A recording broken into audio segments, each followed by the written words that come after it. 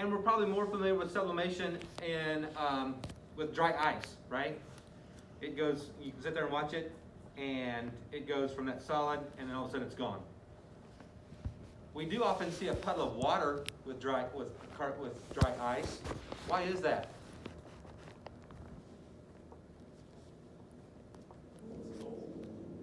And Water condenses on it? from The atmosphere? yeah.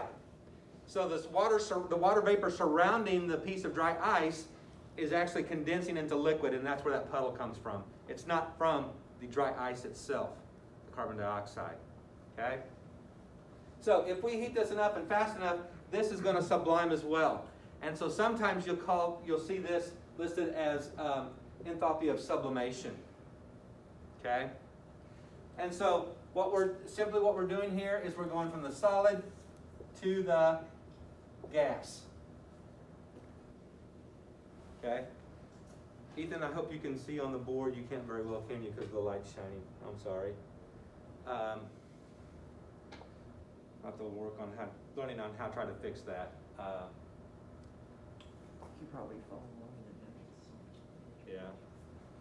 Yeah. All right, and so now this can take on a different form as well. So let's kind of think about this. It says to change it into 1 mole of gaseous atoms. So if we look at something like Cl2, are we already there?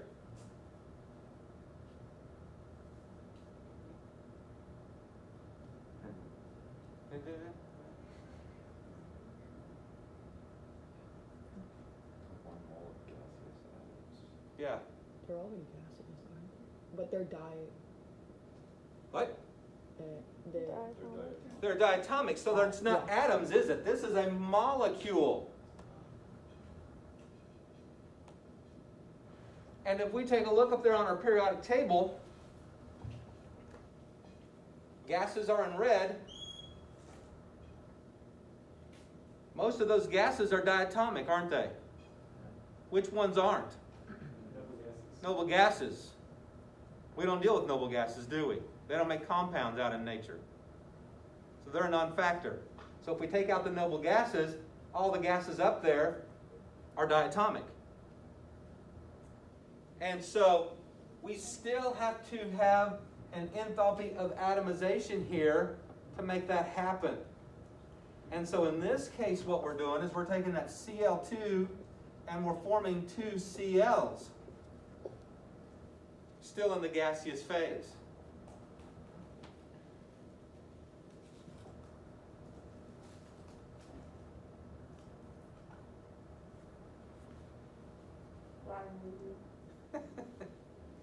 It just reminds me of, I don't know, open up a trap door and throwing something in.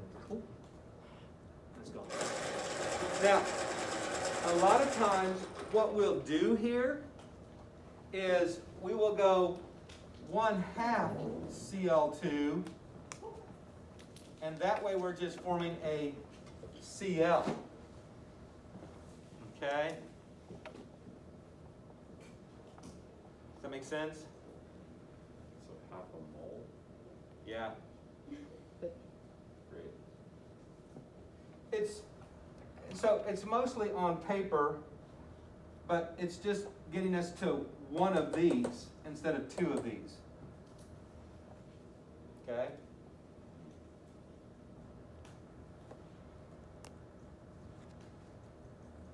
Any questions? So both of these processes are enthalpies of atomization.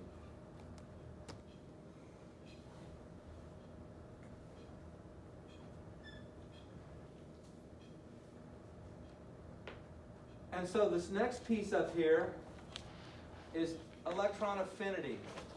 The enthalpy change for 1 mole of gaseous atoms to gain electrons and form a mole of anions. And so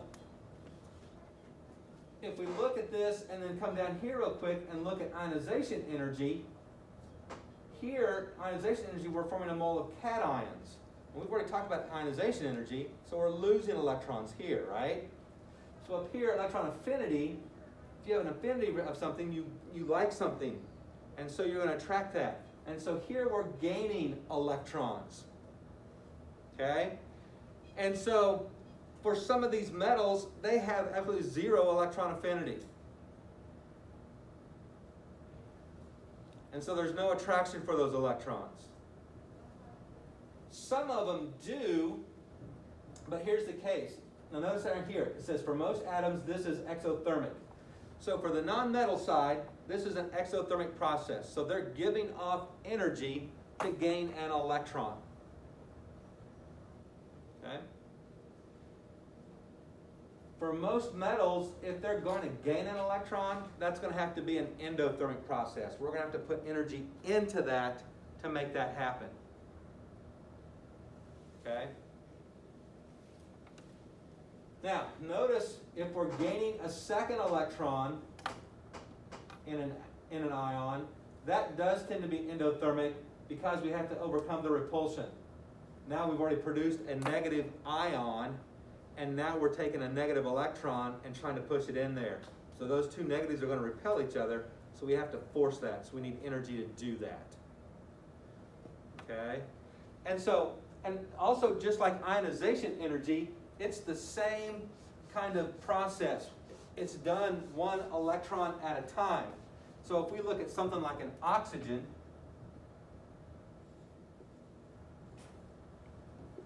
again we'll go on with a half, we get an O minus plus an electron over here, right? And then if we want to add another electron, we get our O2 minus. So this process is exothermic. This one down here is endo.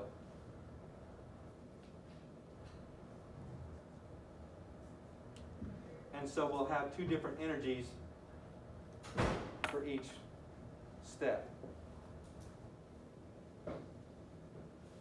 First one being negative, obviously the second one being positive. Okay?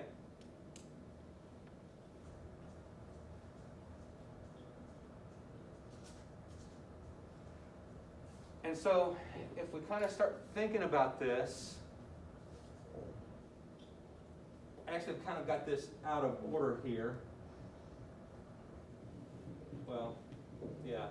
So ionization energy should come before electron affinity, right? Does that make sense? Why does that make sense, Alex? Nope. Okay. Now it doesn't make sense? No. What do you mean it should come before in the notes? Well, maybe in the notes, but also in the process. So let's think about this. We're turning them into gases. Why are we turning these elements into gases? So that they can react better. Why? Because in a There's more gaseous energy. state, there's more energy. I Uh, don't know, they're moving around a lot more, so it's easier to form. There's bonds larger that surface way. area for carbon? They're not a solid, which is basically just not moving at all. What? No. What? What's the correct? Are they more reactive? Alex, you're kind of barking up the right tree, but you've gone to the wrong limb. So it's not because they're moving fast. Right. Are they more reactive in that state? Or Well, yeah, they more are, but willing why? I asked you first. Maybe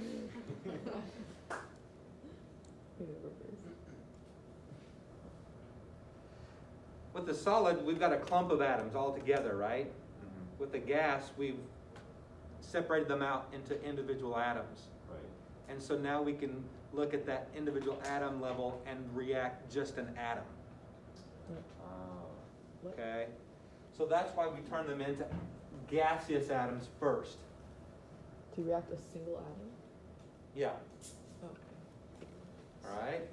And so now let's think about this. Our goal here is to make a compound. So we separate them out into their individual atoms. And so we're making an ionic compound, so we need ions. Which process would make the most sense to do next? Ionization or electron affinity? Doesn't it depend on the element? Does it?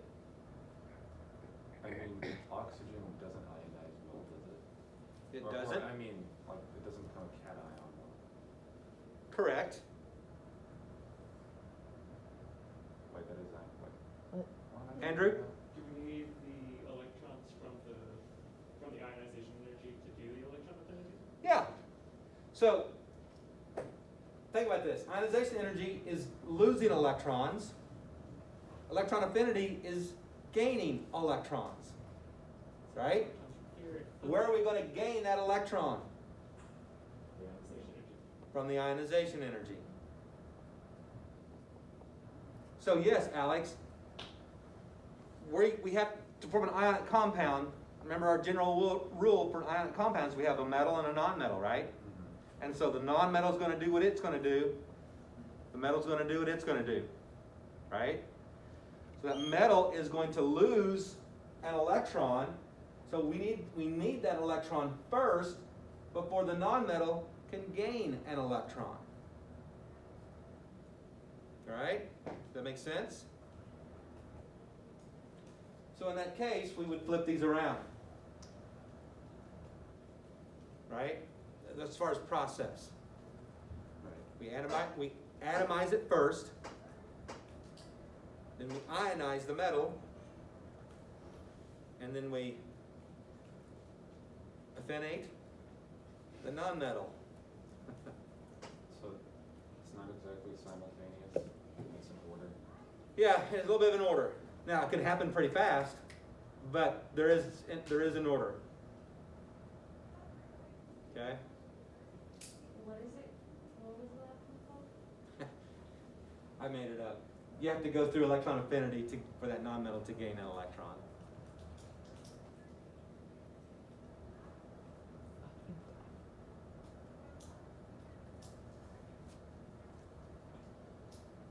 Okay, those steps make sense now?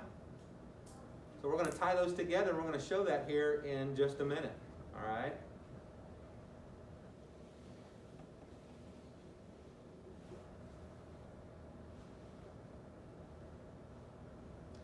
All right, so now explain how the relative sizes and the charges of ions affect the lattice enthalpies of different ionic compounds. All right, so here we go. We're going to explain. First of all, charges. The greater the charge on the ions, the greater the lattice enthalpy. So, looking at a numerical value, what are the charges of most of our ions? 2 plus 3 plus 1 minus 2 minus. What? Good morning, guys. Isn't it like 2 You plus have to speak louder through your mask. 2 plus 3 plus and then 1 minus 2 minus. There's also like 1 plus. Is there a 1 plus? There should be for sodium, right? Sure. I'm just wondering because you didn't say it over here. I like to start at 2 apparently. Is there a 2 minus? There is a 2 minus. Is there a 3 minus? There's a 3 minus and there should be a 6 minus for the first row transition. A 6 minus? 6 plus. No, that's opposite. That's not common though. Are there a few 4 pluses Are there? hanging out there? Are there? Don't remember. I know there's a 6 and a 7. So those are outliers, but 10 4 plus? 10. Lead 4 plus? Yeah, that sounds about accurate. Huh. Okay. I'm just checking. All right, so obviously there's not a big range in charge, right? And so the greater the charge, so here a 1 plus could be pretty small and a 2 plus could be pretty big, right? By the time you get to 3 plus or 3 minus, you're gargantuan, right? And so the greater the charge of the ions, and so we're talking about both ions, then the greater the electron affinity. And so we kind of explain that a little bit here. The more highly charged ions are more strongly attracted to each other, which would kind of make sense, right? Because you've got, for a 3 plus, you have 3 less electrons or 3 more protons, and so that's going to create quite an attraction for other electrons, and vice versa for the minuses. Okay?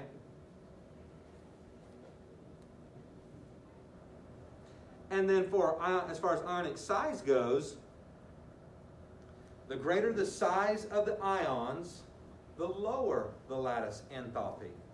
And again, explanation. Ions push other ions further away. Oh, the larger ions push other ions farther away, which causes there to be a longer distance over which the charge must attract. So, you know, it's harder for me to shake your hand if I'm way over here versus being over there, right? So kind of same thing. We kind of apply an equation for this, all right? And so the equation is Q1 times Q2 divided by D. The two Q's in the numerator are the charge. So Q1 is the charge of the first ion, Q2 is the charge of the second ion, right? Divided by D, the D in the denominator represents distance.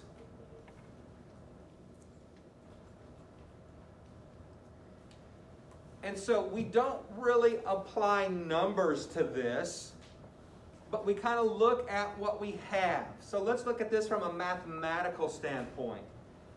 So if I have a big charge, so a big number on top, and a small distance on the bottom, big number divided by small number is going to give me what kind of answer? A big number or a small number? Give you a medium answer. It's bigger than A bigger number, right? And so the bigger that number is, that would be the bigger the lattice enthalpy. Okay? So the flip side, if we have a small charge and a big distance, small number divided by big number is going to give us extra small. a small number, isn't it? And so that means we have a small lattice enthalpy. Okay? So, we can kind of put numbers in, The shirt says but we're just kind of looking at generalities. extra small. All right? Large. So that gives us a good estimation. Wait, is that an estimation or? Yeah. Okay. Yeah, like I said, we're not actually plugging in numbers. We're just kind of looking at the charges and looking at the relative size of the atoms. Of course, we should kind of know that already, right, because of our trends. And we get an idea of what that lattice enthalpy is going to be.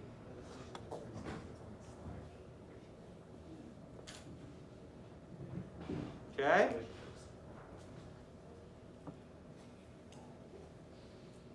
All right. So, that last slide was kind of a sidebar. So now, going back to our definition for our lattice enthalpy, our enthalpy of atomization, our electron affinities, and ionization energies. With that information, we can construct what is called a Born-Haber cycle. Okay? Born-Haber cycles, it's kind of funny. I'd never really watched Richard Thornley until yesterday, and finding videos for you guys and Kim IB1. He's got a weird sense of humor, kind of like I do a little bit, and so I appreciate the guy. There's a little kinship there. Two weird science teachers, but he talks about the fact that he goes, now I'm going to talk about the Born-Haber cycles, and this is the day that most of you teachers tend to take off because you hate to talk about it because it's so difficult, and it does tend to be pretty difficult. All right, he even calls somebody out on it too. I'm like, whoa. So it is difficult. And kind of what makes it more difficult is there's just not a lot of practice. I can't give you 50 problems like I can stoichiometry problems, right? And yet, you see this quite a bit on the IB exam, all right? And so we have to have a pretty good idea about it and have to be able to create it here. Now, they are kind of nice to us because we are creating a cycle for group 1 and 2 oxides and chlorides. So we're talking about the group 1 and 2 metals being our cations, and our anions are either going to be chlorine or oxygen. And that's it. Okay? So, not a bad deal. It's not like we have to be able to do this for every element or a pairing of elements on the periodic table. Okay? As we go through this, I'm going to show you 2 different Born-Haber cycles. And there's one that in general that the students tend to like, and there's the one that I tend to like. The one that I tend to like really makes more sense to me because you really get to see what's going on. The other one you don't. You're basically listening it from memorization. And that's maybe why other students like it so much. I can just memorize this and it's easy. Okay? I don't care which one you use, Theo. Neither does the IB. All right, so just like everything else, when we're talking about enthalpy, it can't be directly measured.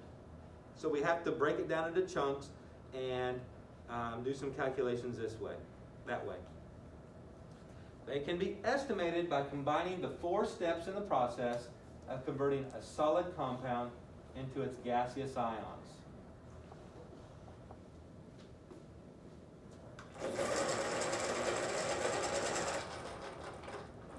So here are the 4 steps, and again, something that we talked about. Enthalpy of formation, we talked about there at the end of, in May, and kind of hit again. Enthalpy change of atomization, we just talked about this morning. Electron affinity, we talked about this morning. Ionization energy, we talked about this morning, and have talked about it in the past, right? So we're going to use these 4, and we're going to construct a Born-Haber cycle. Now, notice that it also says we're going to construct one and we're going to calculate an enthalpy change. So we are going to put numbers to this. Okay? So you're doing 2 things. You're making a cycle, and then you're going to come up with a lattice enthalpy. Here we go. So, in essence, again, this is an application of Hess's law, right?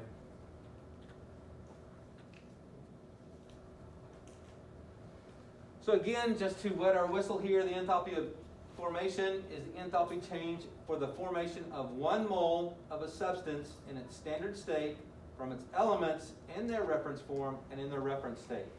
And so, when we talk about lattice enthalpy, we're talking about gaseous ions to compound.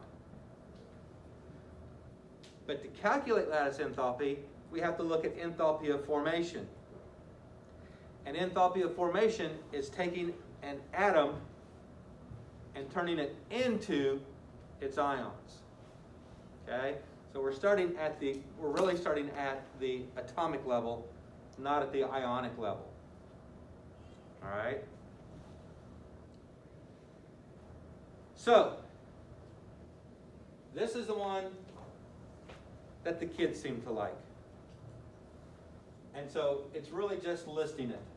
So we start off with our sodium chloride. And so straight away, here's our lattice enthalpy of sodium chloride.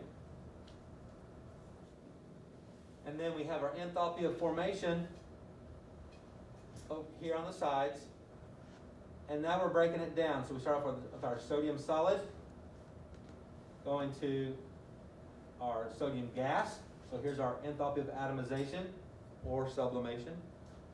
And then our first ionization energy. We're lucky here because sodium only has a first ionization energy, right? It's typically a +1. Yes, sir? Do you have to calculate differently if there's 2 different charges? Yes, because one is ionization energy, the other one's electron affinity. Well, I mean, if like The enthalpy of formation, well, an atom has like multiple charges. Do you do this process again for the? He's asking like, okay, so you get like the first ionization energy, but if it like didn't have a 1+, it had like a 3+ or something, would you do that again? Does that sound good? 2? because If it's a 3 plus, yeah. Yeah. So, Theo, here's the deal. Remember that gaining or losing of electrons, we do that one at a time. So even though it has a 3 plus charge, we're going to lose the first electron, then we'll lose the second electron, then we'll lose the third electron, right? And so each one of those has a separate ionization energy. So yes, we would have to include each of those ionization energies. So if we were doing this with, let's say, magnesium oxide. So this would be the same, this would be the same. You'd have a first ionization energy of magnesium, then you'd have a second ionization energy of magnesium. Okay? And then for oxygen, same process here. You'd have the first electron affinity for oxygen, you'd have a second electron affinity for oxygen. Okay?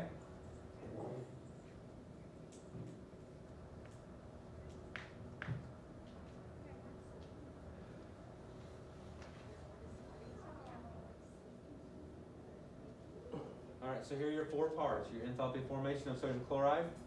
We'll turn that sodium into an ion, or the chlorine turn into an ion. Here's your enthalpy of atomization, ionization energy, electron affinity, lattice enthalpy. Okay? This is the example that's in the book. And again, this is basically just listing them out and going from memorization, right? I'm going to show you one here in a minute that kind of walks us through the process, gives us more detail. All right, so now, I said, create and calculate. So here's our creation, here's our cycle, so our calculation.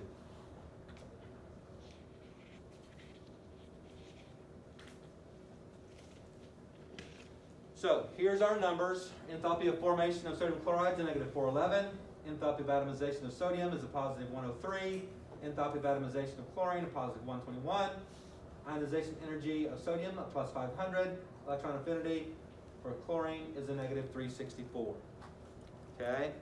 So our equation is actually pretty easy. Here it is. Enthalpy of formation is on one side of the equal sign. Everything else is added together on the other side. Wow. That's a pretty easy equation. Lots of numbers, but the equation is pretty easy. Now, I've got to give you a little bit of a disclaimer here. In some instances, you'll see the lattice enthalpy as I have it here. Other times, you'll see it over on the other side of the equal sign. Both ways are equally correct, and it just depends on from what standpoint you are referring to in the process of making this compound. If you're going from atoms to compound, that lattice enthalpy is going to take you the other way. If you're going from compound, breaking it down to the atoms, the lattice enthalpy is going to go the other way. Both ways are correct. It's just your point of view. Okay? And I've researched this before, and I know I've got the paper somewhere, and right off the top of my head, I can't remember where I have them. So I'm going to have to check on this again and see which way's which. The IB I think goes this way, and so, but if you did go the other way, it would not be a major problem. Kylie? So, when you're doing that equation, you add both sides, right? Well, there's going to be something missing. No. Like on the little chart that we just had, there's like 2 little, goes like that. Right. You add everything from both sides, right?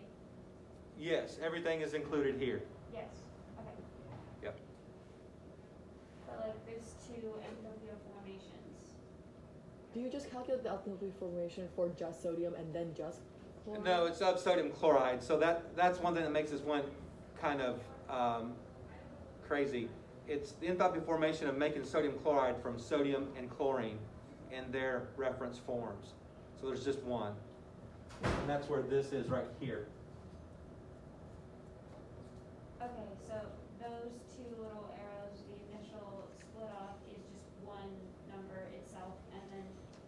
other, as it goes down further, they become separate. Right, so we have the enthalpy, so here is enthalpy of atomizations. So we've kind of shortened this up, but here you'll have the enthalpy of atomization of sodium plus the enthalpy of atomization of chlorine, right here, And okay? But there's only one enthalpy of formation. Correct. Okay, got it. And then sodium is the only one that goes through the ionization energy, and we only have one ionization energy.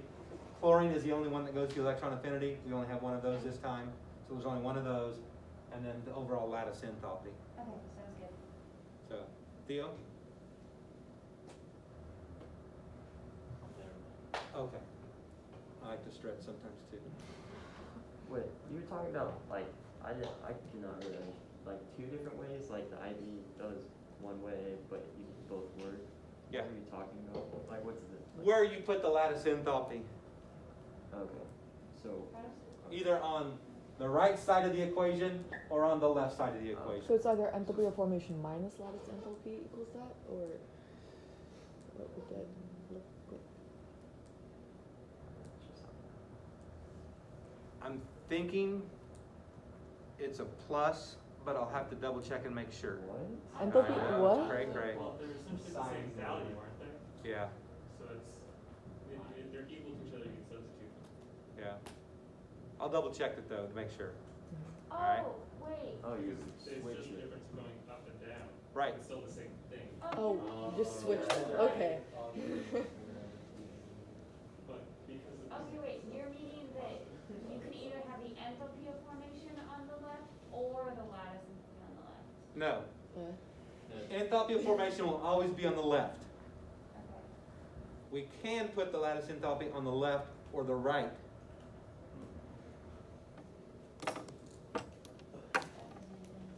I know. Why? Yeah, that I'll do a little more research and get you some better answers. So I'll just make sure. Okay, so if the ionization, like there's 2 ionization energies, the first one and the second one. Yep. All right. Can we just always put it on the right? Sure. Okay. I feel like, would that ever make us wrong though? Like, Huh? would that make us wrong in certain No. questions? No? So that's what IB preferred for. Yeah. But college, what's that prefer? Everything. All right. So now, just like any other equation, you plug in what you have, solve for what you don't. Right?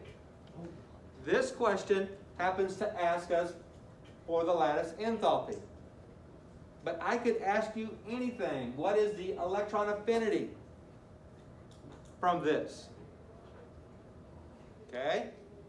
So, again, it's just basic algebra. Basic algebra. Fortunately, I'm an HL math.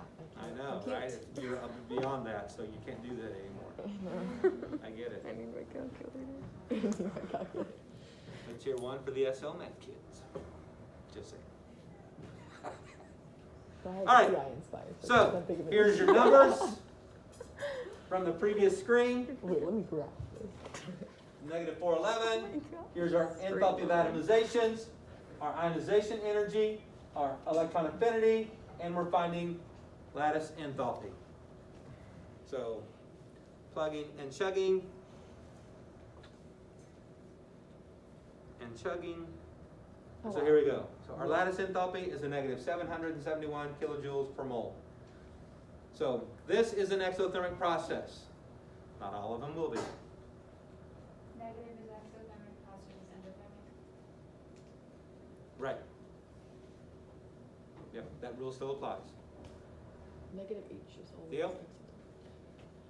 Well, if you put the lattice enthalpy on the left, you will get 771, which is not negative. So if we put it on the left, So which goes back to what I said. One direction, it's going to make it a positive. You're making it, yeah. putting energy in. The other process, going the other way, you're taking energy out. Wait, why would you put energy in the first place? Or it's like, Depends on which Possible. direction you're going. oh yeah, okay. Formation versus Right. Right. terrain. Okay. Okay? So it just depends on the situation, the way you arrange it. Yeah. Okay. Okay? All right. Here is my way. Oh. Your way. Wow, really? Did you expect a positive reaction? You said yourself that students didn't like this. Guess I should have been more prepared. All right, so we really start right here in the middle. Why? Wait, what? Give me a chance. So, enthalpy of formation, we're starting from atoms in their reference form, right? And so, these are the atoms in their reference form. That's why we start in the middle. Blah. So now, from here, notice that we go down. And so, enthalpy of formation of the sodium chloride, I thought we were starting on. here's our product. All right? So now, these arrows actually mean something. The direction. So kind of think of this as a graph. And so energy is on your y-axis. So as you're going up, you're taking in energy. As you're going down, you're giving off energy. So this process from going here to here is negative. Right? And so if we go back and look, here's our enthalpy of formation. It's negative. Okay?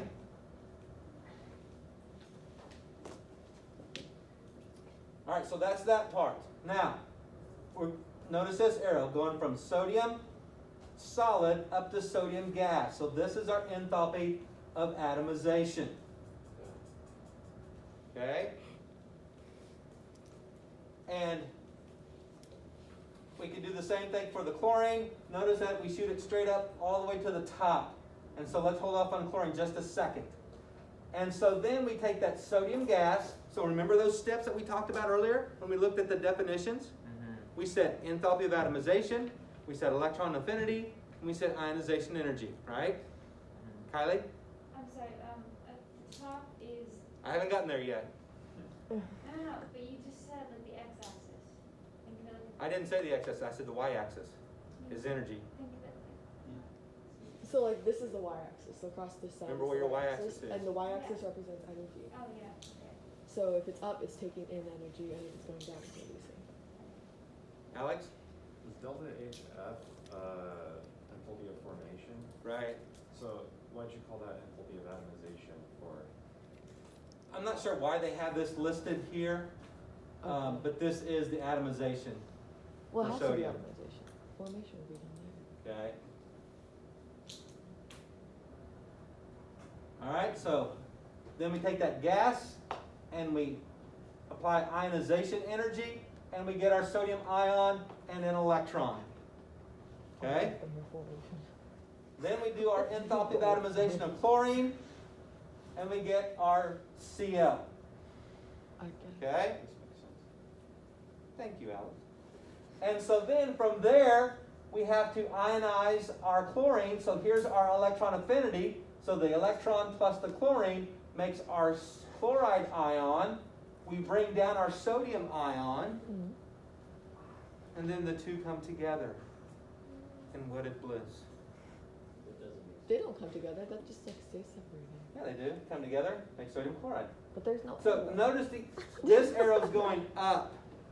And so this diagram is, when they diagrammed it, they put the lattice enthalpy on the other side because this is an up arrow indicating an endothermic process.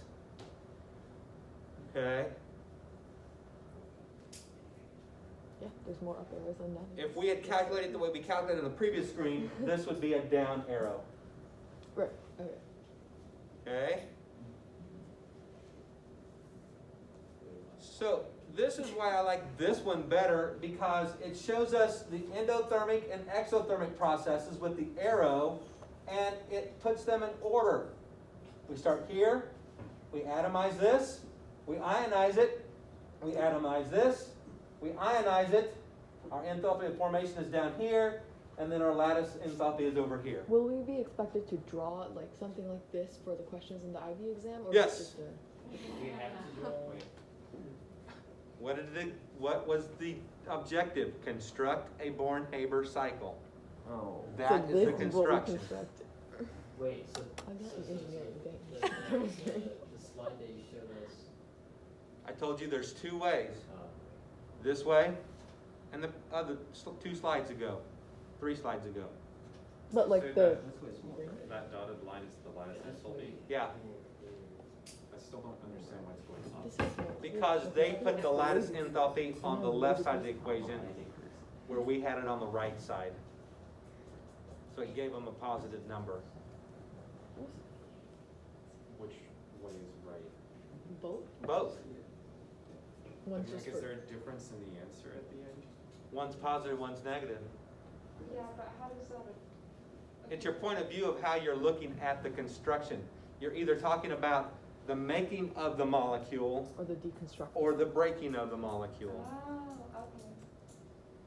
So the starting point of your line is either that So- bottom or that top. Yeah, it doesn't matter which way it goes, you're either breaking or forming it. But And it's always the same amount? no, that bottom with that bottom.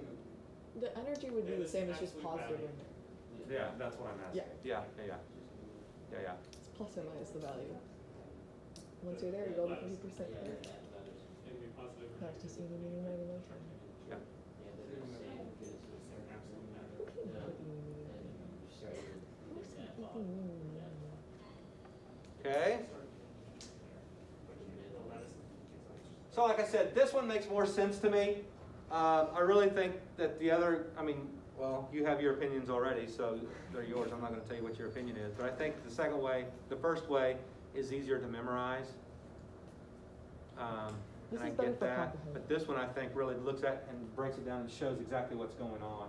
When you write this for the IB exam, would you have to memorize like the symbols between these things? No. You just have to show the, like, the. Yeah, if you just underline. showed this and the arrows, you'll be fine. You don't necessarily have to. Oh. Oh. And, or you could just write enthalpy of atomization here, because that's what's happening, right? That's all you'd have to write. Okay. Yeah. So, wait, so is it just the underline? Yeah. How will circle? Can you write enthalpy of atomization as like delta H and then like A? Uh-huh. Okay. Like I said, sometimes you'll see this listed as sublimation, so you'll have, instead of this F, it'll be SUB. Okay? And they'll give us the numbers, right? Like, Is it in the data booklet? Some of them, yeah. Yeah, so, some of that, there's the ionization and electron affinities, I think is in one of the data tables at the front. Enthalpy of formation they'll have to give you. Let's see, I'm reading. Recording the video. Probably the enthalpy of atomizations I have to give you. Yeah. okay. Yeah, you'll get the numbers somehow. It'll either be in their data booklet or within the question. Yeah. Yeah. What's the down arrow for that? This, The only down arrow. the enthalpy of, I'm going there. Yeah. Enthalpy of formation is what this is. This is the real enthalpy of formations.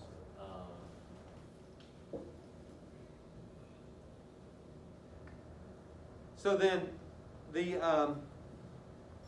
first set of homework that I'm pushing out to you is questions that deal with this. Great. And that'll come out today, Great. okay? And then I'm pushing out another one on Monday that are flipped so that you got that for next Monday. Friday. Yes, ma'am. Okay, so I know everyone's trying to figure out like the assignments and when to turn them in and stuff. So should we wait until Tuesday to turn our assignment in so that we get counted present? This assignment, I would probably go ahead and do this week if you can. The assignments next week are the ones for the attendance next week. But there are 2 for next week, right? There will be, I know, right now I just got the one out there. This truant policy is ridiculous. Get on Wednesday, right? Right. Okay. Yeah. Standard enthalpy symbol required. Can I Or look? not required, but it's important. It's really important for down here. Trying to think. Your contacts. I don't think it's required for here. Up here.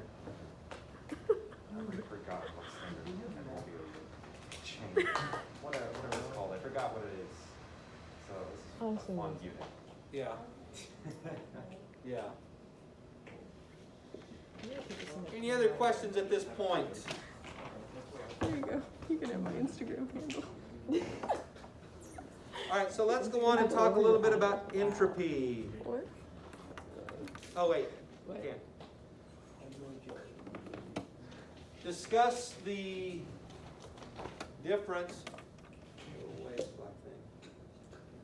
Discuss the difference between theoretical and experimental lattice enthalpies values of ionic compounds in terms of their covalent character. All right, so wait a minute. Ionic compounds, covalent character, those don't go together. Here's the deal.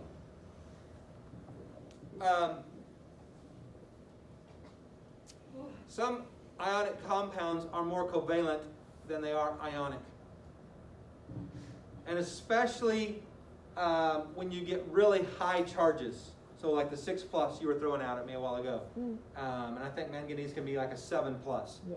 And so, especially when you're getting way up there, that's more of a covalent bond than it is an ionic bond. Okay? And so, and there's some other metals in there too that do the same thing. And so, this really gives us an indication and also kind of answers some questions. And most of those questions are going back to solubility. Okay? So we talk about our solubility rules. We talked about things that are not soluble. Well, they're ionic compounds. Why aren't they soluble? Here's the answer. They're more. Okay? And so, with that, please.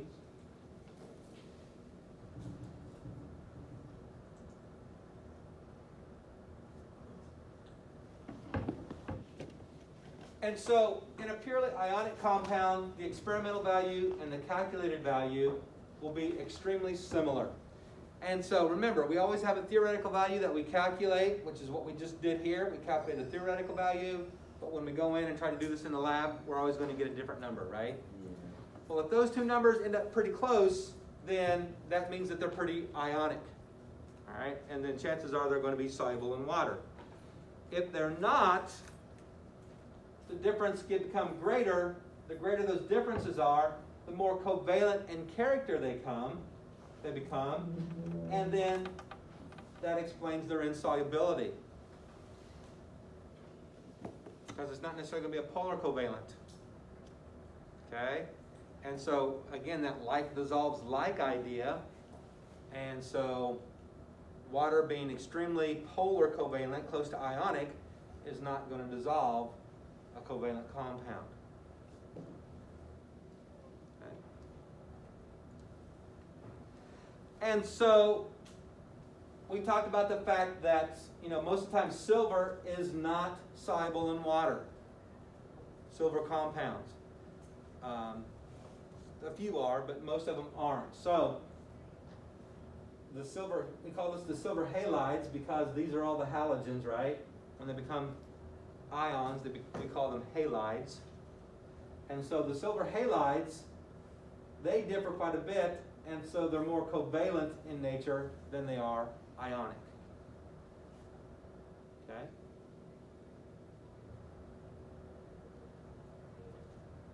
So there's your explanation. So now we go into a discussion of making solutions. Another enthalpy cycle that involves the lattice enthalpy is the formation of an aqueous solution from a solid ionic compound. We call this enthalpy change of solution. Try to keep things real. Alright, so enthalpy change when 1 mole of the substance is dissolved in water to form a dilute aqueous solution. So, it's equal to the lattice enthalpy of the compound plus the sum of the hydration enthalpies. So here's the equation down here. And so each ion is going to have an enthalpy of hydration. Okay? And so you may be asking, what is enthalpy of hydration? I'm glad you asked. 1 mole of the gaseous ion is added to excess water to form a dilute solution, which is always an exothermic process, which means that these are negative, right? Again, information, data that they're going to have to give you.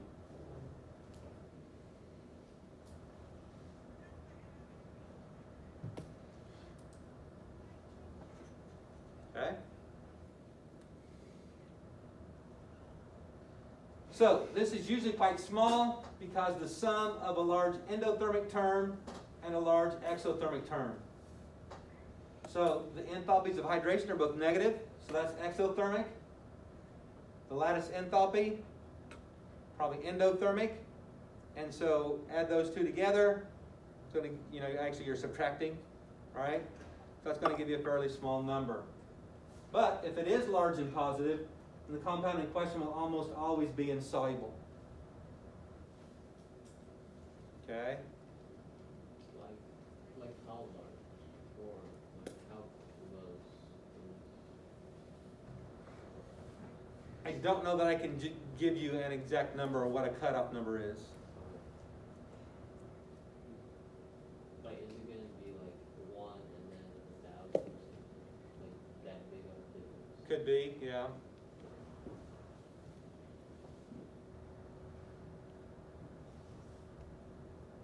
But probably going to be the indication that is that if these are enthalpies of hydration are going to be negative, but if they're small numbers and we have a good size lattice enthalpy, then that's going to give us a large number, right? And then it's also going to be positive. So I would probably lean more on the positive than I would the large. Okay?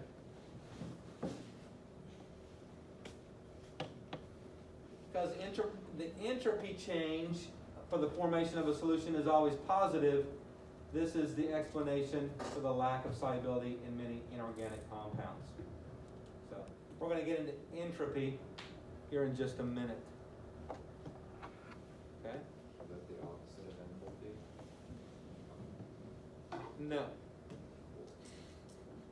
What do you guys make different names? What fun would that be? So much. True. Entropy, as we're going to find out, is the amount of disorder. What's that?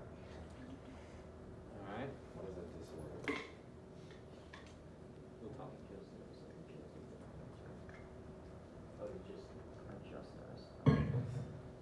All right, so solvation, also known as dissolution. So that's what we're talking about here is breaking apart the solid to make the aqueous solution, right? So this is any stabilizing interaction of a solute and the solvent, or the similar interaction of solvent with groups of insoluble material. So again, the process of making a solution involves electrostatic forces, van der Waals forces, and hydrogen bonding. So electrostatic, positive, negative. So we have to go back and remember our water molecule, right? Looks like this, a couple lone pairs. The oxygen side is partially negative, and then the hydrogen sides are partially positive. So these are going to align themselves with the positive and negative ions in the compound and be attracted and help rip that apart. Okay? Some of it is just the van der Waals forces, those electrons lining up to create a pole, a dipole. And then always our good old hydrogen bonding, right? So we talked about organic molecules being water soluble or water hydrophilic, water loving. Those that hydrogen bond have a lot of OHs or NH2s are going to hydrogen bond with water, and that's what helps dissolve it. Okay? And so we kind of talk about that fact right here. Water is a polar solvent due to the electronegativity difference between the hydrogen and the oxygen, making it this polar. And then with the geometry, the bent and the two lone pairs here, taking up more room, pushing these two together. Ta-da. Molecule has a partial negative charge on the oxygen atom and then a partial positive charge. So this geometry is what allows these interactions to happen to make a solution. Okay? That's all that's saying.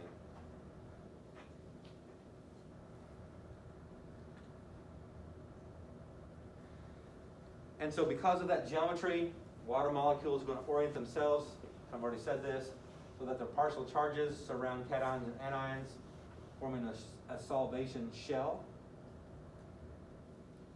or a hydration shell. Okay? And then that enthalpy of hydration is a way of quantifying the amount of energy released during that process, ripping those ions apart from each other. Okay? So we're just finally putting numbers into kind of some things that we've talked about in the past in generalities. We talked about, it doesn't, and you're like, okay. Now we can put numbers to kind of prove how and why it doesn't. But I'll be honest with you, I don't know that I've ever seen a question that deals with this.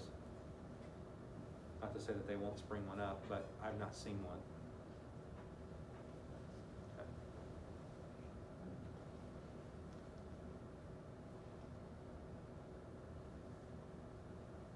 All right.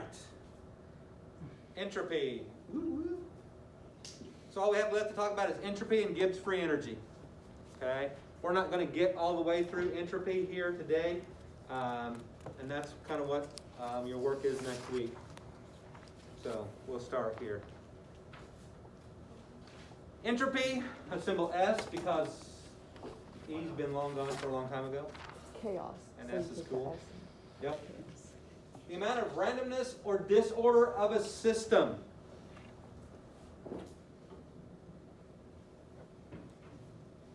And so, in the past, seen a picture of a high school boy's room, and it's just an absolute mess. That's a lie. My son's room was pretty neat too. You should see those. But if we go see Colin's room, it looks like we're going to see an absolute mess. Oh. So he has a high degree of entropy because of the disorder of his system, right? So how unstable you are is your entropy? No, it's not stability. It's just the amount of disorder. It's like, Like, Fascinating. And so, let me give you another example. A solid has a low degree of disorder because the atoms stay in place and vibrate. As we move to a liquid, that disorder increases because now those molecules are free to move around randomly. They still stay pretty close, so the disorder is not that great. But then when we go from liquid to gas, those molecules are moving quickly in all kinds of directions far apart from each other. So that is totally random. And so that is a great amount of disorder. So is entropy a type of energy? It's one of the laws of thermodynamics, so yeah. Okay. Was this what I was trying to talk about before, where like gases move around really fast? and Yeah, there's lots of energy? yeah. Yep, you were just ahead of your time. Great. All right? And so the natural tendency of the universe is towards greater disorder. So when we talked about going from solid to liquid to gas, what is the biggest influence on that happening? Which is a measure of what? Energy. So for entropy to occur, we need energy. And so if you think about this, in an exothermic process, how did we first describe an exothermic process? A release of energy into the universe. Right, a release of energy into the universe or into the surroundings. And so when you release that energy into the surroundings, you're increasing the disorder. Now, on a universal scale, that's not much of a change. but on that local scale, around where that reaction is occurring, that could be a big deal. Okay? And so that's why when you give off those energies, for all that energy for those reactions, you're increasing the disorder of the universe. So that's that natural tendency.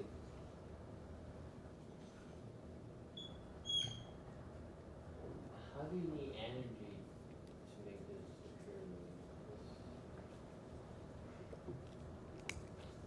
occur? Well, if I'm going to a solid to a liquid, I need energy to make that happen. It just doesn't happen on its own.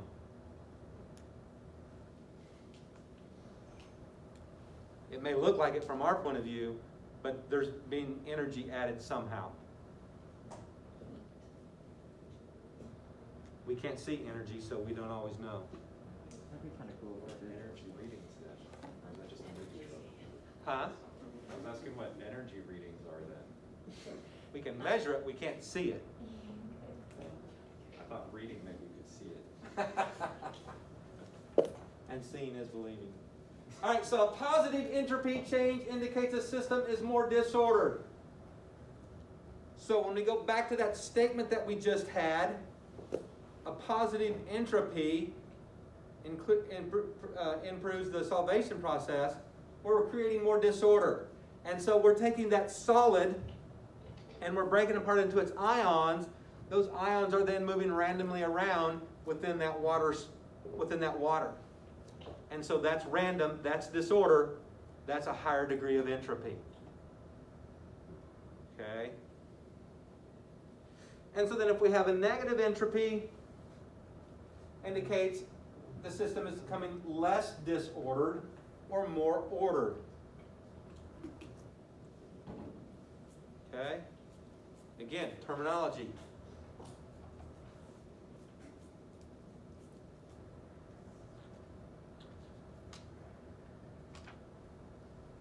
What does zero entropy mean? Equilibrium.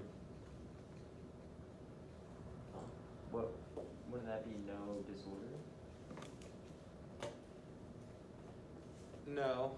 No. You're going in and out at the same rate. Okay, I see, yeah. So there's no net change.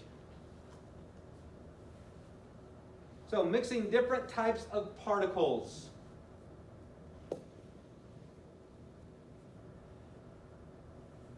All right, so I related it kind of back to a salad. If you just have a boring old lettuce salad, nothing else, that's highly ordered, right? You got one thing. But if you put all kinds of stuff in your salad, you put bacon bits and sunflower seeds and cheese and tomatoes and celery and cucumbers and cauliflower, every bite is a new sensation, right? You stir it up and you take a bite and you might get cauliflower and lettuce in one bite.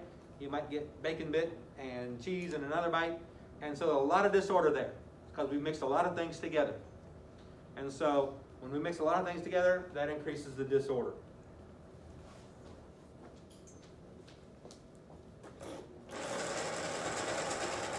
Change of state. So from solid to a liquid increases the entropy. And like we said, liquid to gas increases the entropy.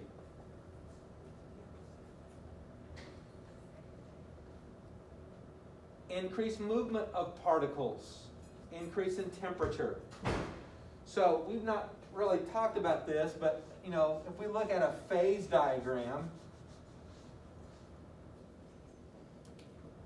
so we start off flat here, there's this rise, and we level off again.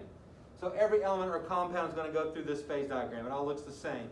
The only thing that's different are the temperatures. Okay? But let's use water. So we start with ice down here. Ice is at 0 degrees Celsius. And we start off as a liquid. And it stays pretty much at 0 degrees Celsius all the way until we're completely liquid. Lots of people don't realize that. And because we're adding energy, but all that energy is making those particles move faster so they break apart. All right? And so, change of state. So we call that phase energy. But then, once we're liquid here, notice how quickly the temperature rises. So, through this whole phase, from here to here, this is all liquid. It's just that down here, they're moving slow. Up here, they're moving pretty fast. And the way that we've done that is we've increased the temperature, because up here, we're at 100 degrees Celsius. And so it's not a change of state, it's just we're increasing the movement. And so we're making those liquid particles move faster. Okay? And then up here, of course, we're going from liquid to gas, and then if we keep applying the heat, that's eventually going to curve up, and we're going to have another vertical-ish line up there. Wait, to get less state, Okay? So that's what we're talking about with this one. It's different than the change of state.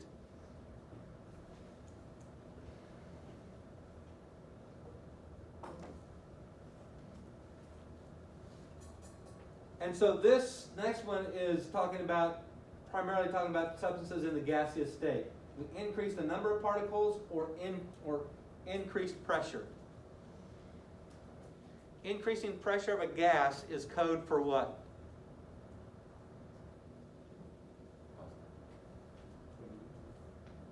Do what?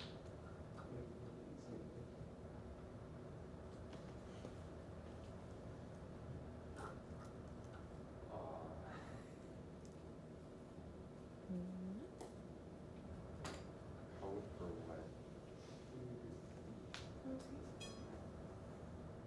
Increased pressure means code for well, increased reaction rate? Nope. Increasing the pressure decreases The the size, right? size. So size, what we're really talking about is the volume. So increasing pressure is code for decreasing volume. Yes, ma'am. If there are like all these different things that increase entropy, how do you figure out like what your entropy is talking about? What affects your entropy the most, since there's so many different factors that affect it?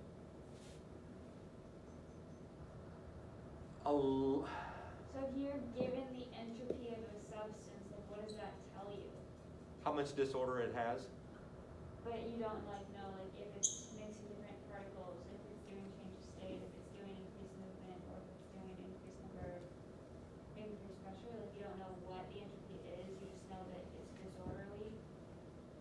Typically, you're going to have a chemical reaction sitting there, and it's going to help you out. Okay. And actually, part of the homework is you're going to be looking at chemical reactions, and you're going to be telling me what's happening to the entropy, if it's increasing or decreasing. Okay, so it's given with Yeah. equation. Okay, Yeah. sounds good. So now, this is just stuff in general. All right, these are physical changes, right? But we can look at chemical changes as well and determine the entropy. So I think that's what you're looking at. Okay. And so, if we look at water or ice and see that it's going to water, oh, it's becoming more disordered. Its entropy is increasing. All right? But that's not where we're going to be necessarily. We're going to be in that chemical reaction. So here, real soon, we're going to look at that. Okay?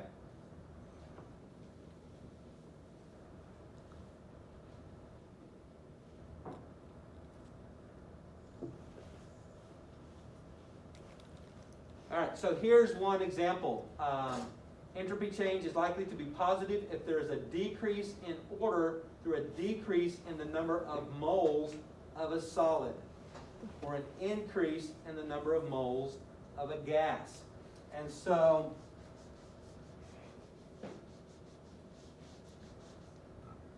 if I have N2 a gas plus 3H2 a gas going to 2NH3 a gas,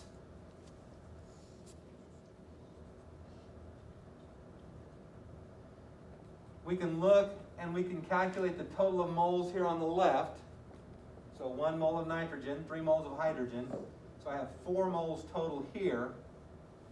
And I've got 2 moles of gas on the product side,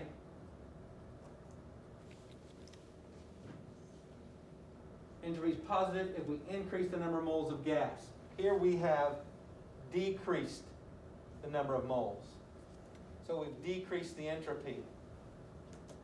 And so this would be a negative entropy.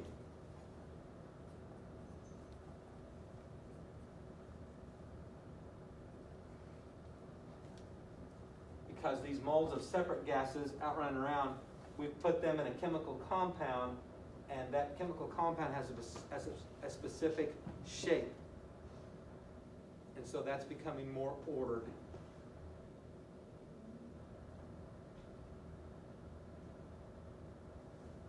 So, will an increase in entropy usually be because bonds break? Yeah. Yeah.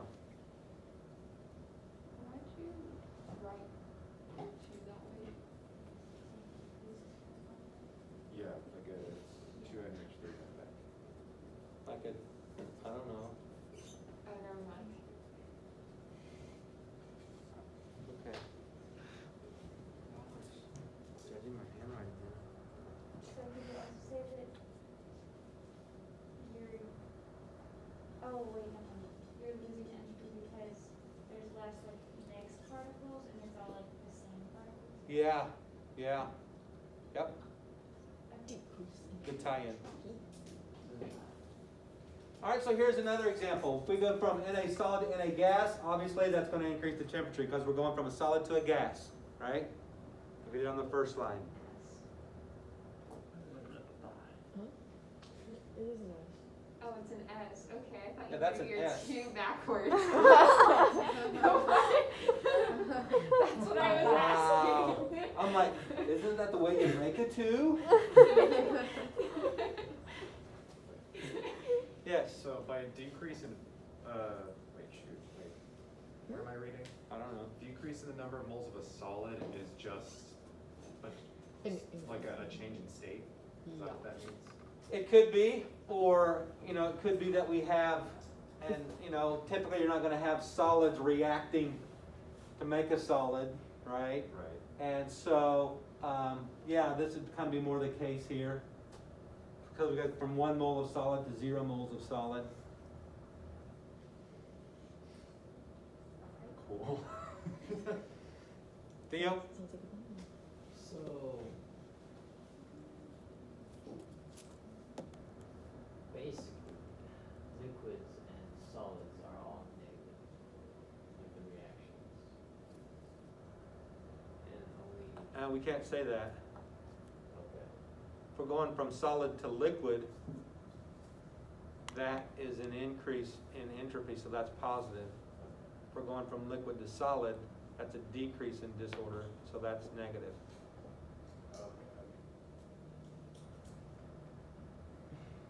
So the example of water is like the example up here I put. Yes?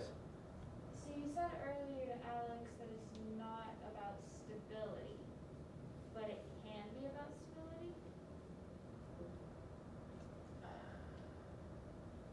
As a general rule, like solids are more stable and gases are less stable, right? So if you go on that, like, the more instability, the more entropy. Stability in chemistry generally refers to the reactivity. And so, we kind of talked about with the enthalpy of atomization but what we're doing with that is we're making it an individual particle, so we're talking about the reaction of the individual particle. That doesn't necessarily make it more unstable. Yeah. Yeah. So then the answer would be no. Well, not stability, that might be the wrong word, but like, I don't know, firmness. Like, solids are more firm, gases, like, whatever that means. I can make a gas pretty firm if I have enough pressure. Compact Yeah, gas. But the difference between a Quarter of a pressured gas. solid and a pressured gas is that the feeling it. gas wants to It's like move the a lot, tanks. right? I'm feeling It wants to, but if I had it under high pressure, it's not going It's to. not going I've seen to, but big ones there's in, like, more chemistry and entropy in the physics system. No. Well, like if you increase pressure, wait, was that an increase in pressure? I don't remember. Yeah, increase, Yeah, increase in pressure. decreases Does the that volume. decrease entropy? That An increase in pressure would decrease the entropy. decrease. Because it's not free to move around as much. I've confined it. There's more discipline in the So, gas. increased disorder can be a result of increased numbers of particles or increased pressure. Is what I read, but. What? The entropy of a system decreases with an increase in pressure. Where did you get the opposite? Wait, I'm. Increased Did I disorder say can be a result something of wrong? increased numbers of particles or increased pressure. Yeah, increased pressure of a gas Decreases would the volume. increase disorder, right? No, increased pressure would decrease disorder because there's less space, there's But it less. says right here, increased disorder can be a result of increased pressure. So what is happening there is there are more collisions. And so it doesn't have as far to go in a straight path. And so it's gonna be bouncing off each other more. So yeah, it increases the disorder. Okay. Why is that the inverse of what this is saying? No, we have to take a look at that. I can't use my phone. Increased pressure I means wondered just why you had smaller it set up area. like that. Wait, so would increased pressure make a gas That stop seems like a moving? really bad view. Or was that just hyperbole on your part? Or was it, is it actually possible? I don't know. Well, It's technically possible. yeah, technically possible. Probably not gonna get there. You're probably gonna break something first. Because so when you increase in the pressure, the increased pressure is caused by more collisions with the wall of your container. Uh-huh.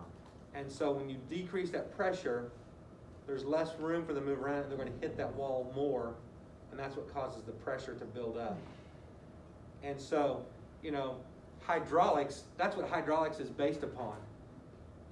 Not just a gas, but a liquid. And so you decrease that and you decrease the volume and there are less places for it to move, so it's gonna collide more, which creates that greater pressure. And up to a point, your container's not gonna be able to withstand all those bombardments. So, But if you- do they have a- Before you actually got it to stop, the thing's gonna start fusing, which would be a big problem. Yeah. Yeah, do they have a positive correlation or an inverse correlation? Pressure and entropy. inverse. Okay. No, positive. Increased pressure because you're also increasing the number of collisions. I read a chemistry book at home that said the opposite though.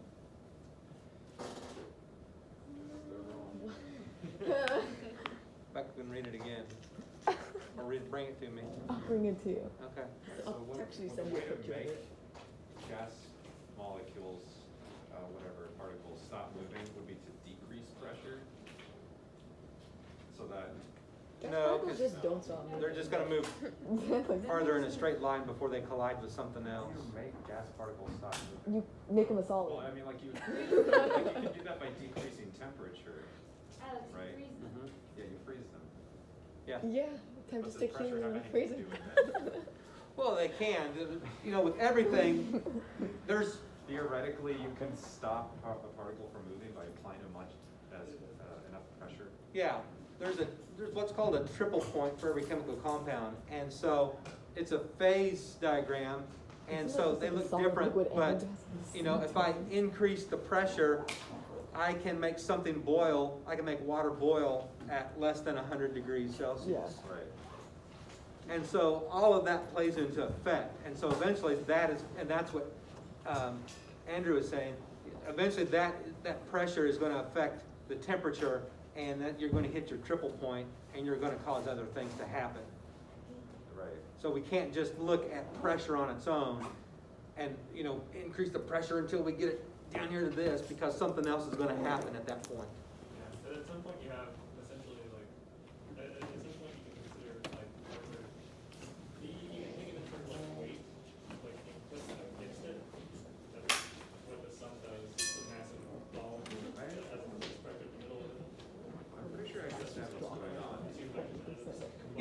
I think you do. I think you've got it. Just Oh my god, do you need a portable charger? No, don't I have don't my overthink wire it. brought with me.